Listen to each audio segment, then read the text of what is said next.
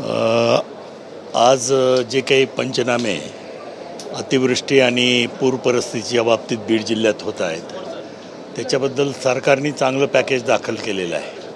परंतु आमच्याकडं सरसगट जिरायती पंचनामे होत आहेत. जिरायती पीक दाखवलं जाते तर त्या संदर्भात आम्ही कापूस हे पीक हे 8 महिन्याचं पीक आहे आणि त्याला शेतकऱ्याला सुद्धा जे काही उपलब्ध पाणी त्यांचा सोर्स असतो त्याच्यातून पाणी द्यावं लागतं.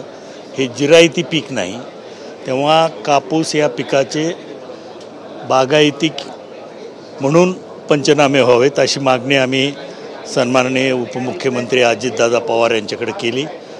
तीच मागणी आम्ही देवेंद्र फडणवीस साहेबांच्याकडे पण करणार आहोत. परंतु प्रामुख्याने जर कापूस विचार केला तर तुम्ही जसं बीड म्हणतात, मात्र विदर्भ साईडला पण कापूस मोठ्या प्रमाणामध्ये आहे, त्यामुळे सगळ्यांना परत त्याचं एक बागायती. नाही, विदर्भाची परिस्थिती मला माहीत नाही, परंतु आमच्याकडं ज्या कमांड एरिया आहेत त्याच्यामध्ये प्रामुख्यानं कापूस हे पीक घेतलं जातं आणि त्यामुळं आम्ही फक्त बीड जिल्ह्याचा प्रश्न त्यांच्यासमोर मांडलेला आहे. आम्हाला विदर्भाचं माहिती नाही आहे. विदर्भाचा प्रश्न विदर्भातल्या आमदारांनी मांडावा. नाही, तुम्ही मांडल्यानंतर सर्वजण त्याच पद्धतीने खरं तर मागणी करतील आणि त्यामुळे कुठेतरी परत कापसाला बागायती शेती. हे पाहे, सरकारच्या नजरेस आणणं आमचं काम होतं.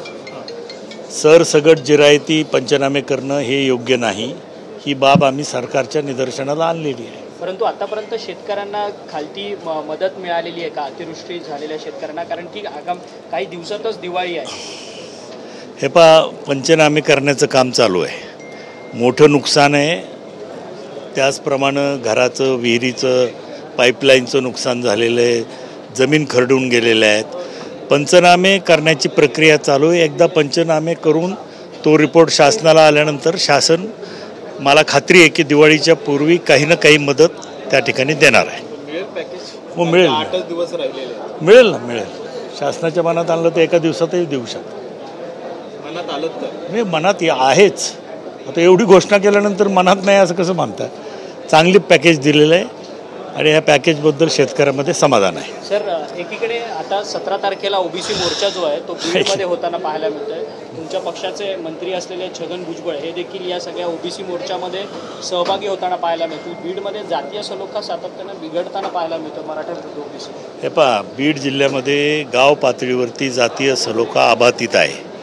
आता हे पुढारी का बीड जिल्ह्याला येतात सारखं आणि वातावरण दूषित करण्याचा प्रयत्न करतात हे मी सांगू शकत नाही. ते पुढाऱ्यानेच विचारलं पाहिजे. लक्ष्मण हाके 1 महिनाभर मुक्काम ठेवून होते, आता दुसरे येत आहेत, पण त्याचा काय परिणाम बीड जिल्ह्याच्या जनतेवर होणार नाही. तुमच्या पक्षाचे आहेत अजित पवारांना तुम्ही या सगळ्या संदर्भात काही माहिती वगैरे दिली आहे का? नाही, आता त्या संदर्भात कुठलीही राजकीय चर्चा करण्यासाठी आज आम्ही आलेलो नव्हतो. त्यामुळे कुठली तशी काही चर्चा झालेली नाही. आम्ही कोण सांगणार आहे? आम्ही सांगणारे कोण? पक्षश्रेष्ठींनी त्याची नोंद घेऊन योग्य ती कारवाई करावी, एवढीच आमची मागणी.